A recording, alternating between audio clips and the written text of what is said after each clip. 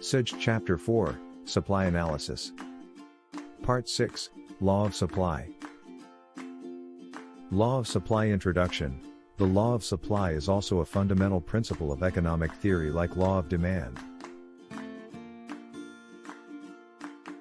It was introduced by Professor Alfred Marshall in his book, Principles of Economics, which was published in 1890. The law explains the functional relationship between price and quantity supplied. Statement of the law: other things being constant, higher the price of a commodity, more is the quantity supplied, and lower the price of a commodity, less is the quantity supplied. In simple words, other factors remaining constant, a rise in price results in a rise in the quantity supplied and vice versa. Thus, there is a direct relationship between price and quantity supplied. Symbolically, Sx equals F, Pxs equals supply, X equals commodity, F equals function, P equals price of commodity. Assumptions of the law. The law of supply is based on the following assumptions. 1. Constant cost of production. It is assumed that there is no change in the cost of production.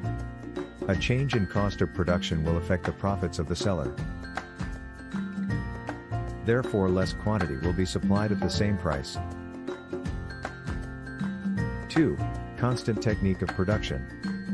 It is also assumed that technique of production does not change. Improved technique of production may lead to an increase in production. This in turn may lead to an increase in the supply at the same price. 3. No change in weather conditions. It is assumed that there is no change in the weather conditions.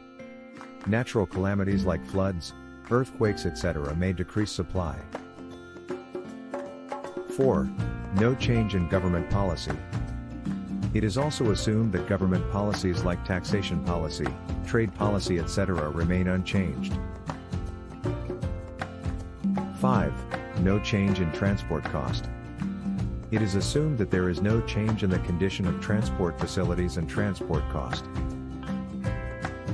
For example, better transport facility increases supply at the same price. 6. Prices of other goods remain constant.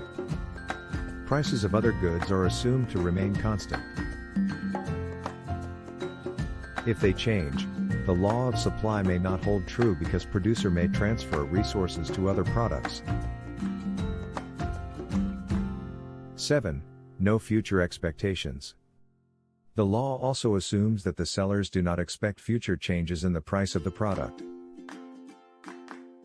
Law of supply is explained with the help of the schedule and diagram.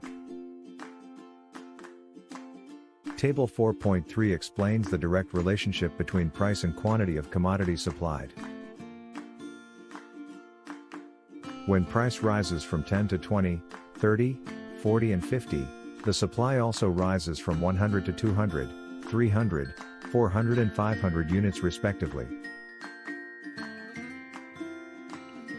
It means, when price rises, supply also rises, and when price falls, supply also falls.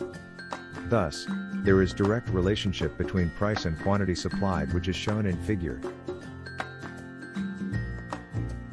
In the figure, x-axis represents quantity supplied and y-axis represents the price of the commodity.